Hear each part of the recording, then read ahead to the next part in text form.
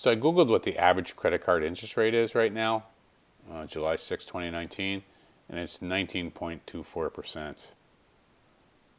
The other variable is how your monthly payment is being calculated by the credit card that you're using, and it is conducive strictly to the credit card company that you're using. Some of them, the minimum payment will be 3% of your balance, or $25, whichever is greater. Some of them are going to make you pay all the interest plus 1% of the principal. So it's kind of smart to know how they're having you structure your payments back to them. Let's throw $10,000 on a credit card balance to try to implement why I'm so adamant about buying your credit card back instead of just paying it off. We'll use the 20% interest rate that we just were looking at. We're going to have let's pay all the interest off every month and plus 1% chip away at the balance a little bit. And if we calculate that out, we get a $266.67 payment. Now, with the minimum payment, it's going to take you 346 months to be rid of the debt, but you're going to pay back $16,000 in interest plus the $10,000 of principal you had. So instead of running minimum payment, which as you can see, the payments are dropping. And why do they do that? Well, obviously they want to keep you paying as long as they possibly can, because this is a pretty nice split if they're collecting $160 in interest and $96 toward principal. That's, to me, is like all pure profit in their pocket every month. But let's change it up to make it a fixed payment. Let's lock the $267 in. We can go from paying $16,000 in interest down to $5,800 in interest. We can knock our payments down to 60 months, right, to be rid of the debt. But we still are paying that $5,800 in interest and plus obviously the $10,000 back of the principal. But I want to be able to grab the numbers here. You can see now that we're going to pay the $267 for 60 months and then we'll be done. But it locks us into a payment of the $267. We can do some numbers from there. Okay.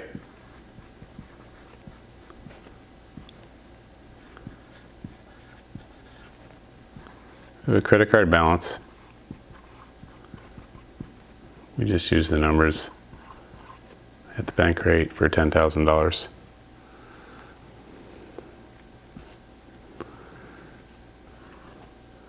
We're going to make our payments of $267 a month. And what we did on the bank rate is we said that we don't want a reducing minimum payment.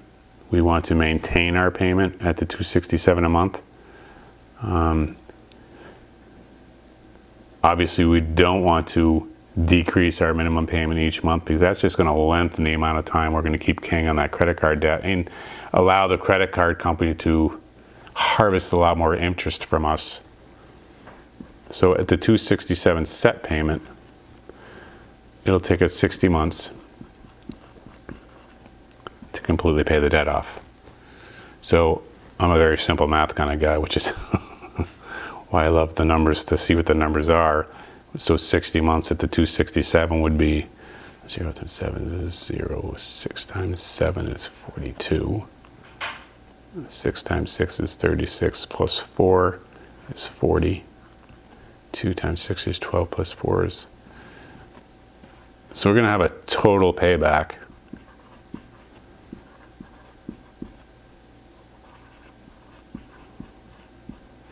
of $16,020, okay?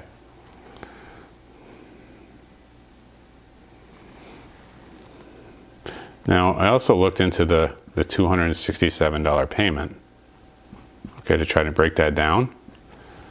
And on the very first payment, $167 goes to, and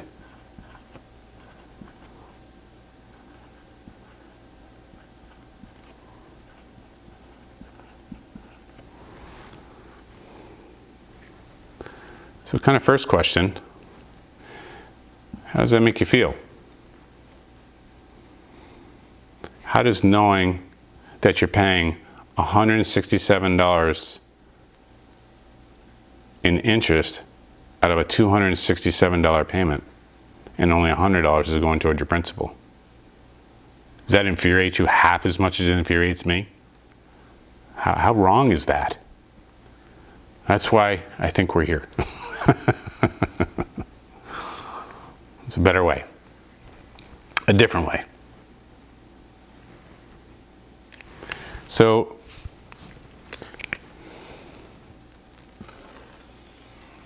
let's draw kind of your pool here of wealth. And let's say you're able to have accumulated, right, $10,000 here.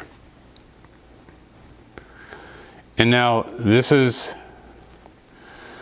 one of the reasons I'm showing this is because you could take, right, this and put it here, right? And at that point, we would make this,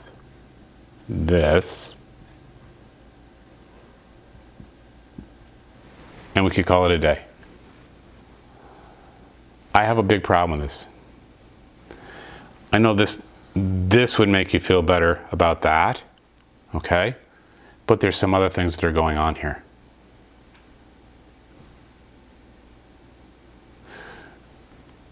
You gave up this money. You worked so hard and so long to accumulate money. It could be 10,000, you could take a zero off, it'd be 1,000. The numbers still kind of work in relativity and just trying to get some principal ideas and some ideas across. If we were able to leave this here, okay? And if you're able to make 4% on this money while it sits here, and I'm kind of setting up another video I'm going to do, where do you put your money, that it's guaranteed to grow, right? You're guaranteed use and access to that money. The increase in growth is not taxable.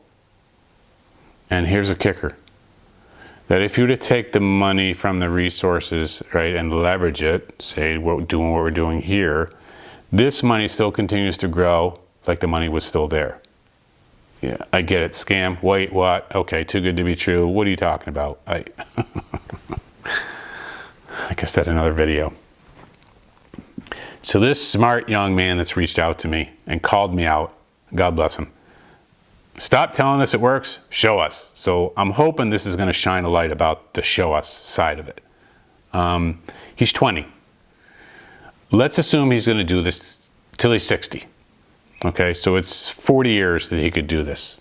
So for 40 years, he's going to be able to do this. Okay? So in this scenario, in that type of account, with the 4% gain, you ready for this? He could accumulate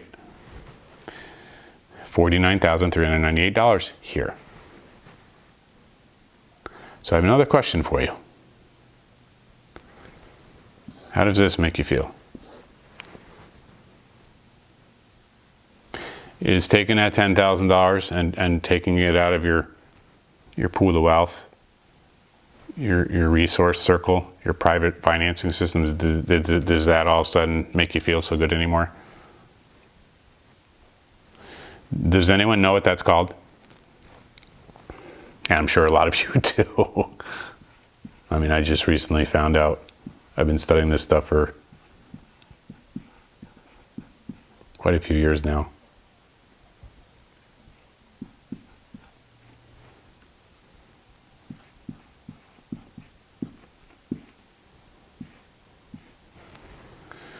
Lost opportunity cost. If we are not able to keep control of our money, if we'll take the $10,000 and pay off their credit card, okay, and we bring it to zero and we save this money, okay, the thing that has to come into play is you have to look at the whole picture. Okay, the lost opportunity cost of not being able to keep that money in your control. Okay, and I have a reason that I think we do this. I think we were programmed. I think from an early age, we were taught things that we didn't do the math to. there's a borrower mentality and there's a banker mentality, a wealth creator mentality. Okay, I believe that this is a borrower mentality, right? Get rid of debt. Debt is awful. I want it to be debt free. We ever going to be debt free? You ever going to not have to have a grocery bill? Stop paying for gas, electricity. You know what I'm saying? So I don't think debt free is a realistic goal. But what about if we did something different? What about if we thought different? Okay? What if we changed our thinking to that of a or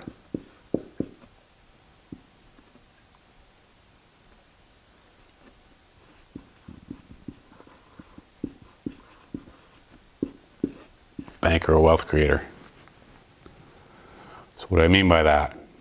What if instead of doing this and this and this and letting it die, what if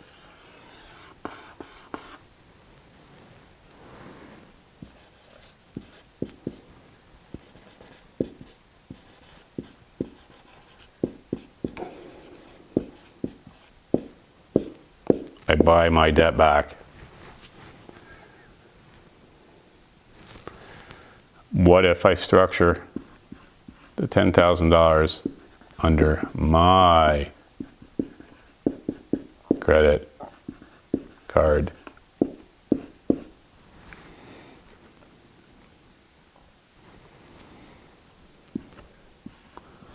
Am I still paying the same $267 a month that I was over there? Yep.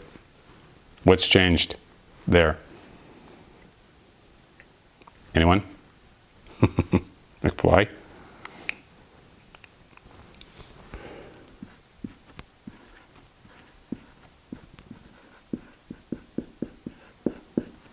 Haven't we added? I say income, but I don't think that's a true word to it. I struggle, as a lot of people that I share this with struggle with calling it an income. The net result is that we have a zero out of pocket. Right? I mean, in theory, it's going from a right pocket to a left pocket. It's staying in our control. Okay, we're going to maintain making these payments until what? This 1620, right, is going to go back into here. We're going to keep the 49,000 accumulating and growing in there.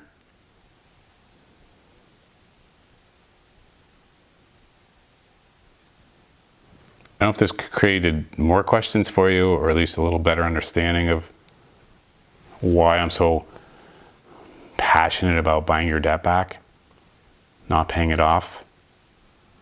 And in the course of buying your debt back, if you end up with not having any outside owned debt, if you could start creating your own debt, I mean, couldn't you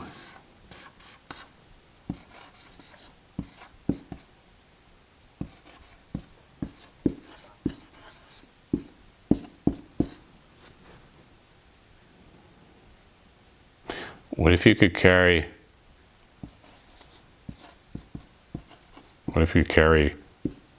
your own mortgage?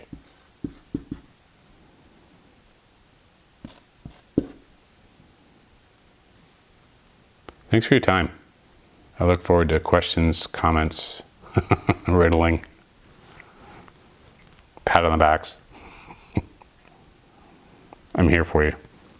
Thank you.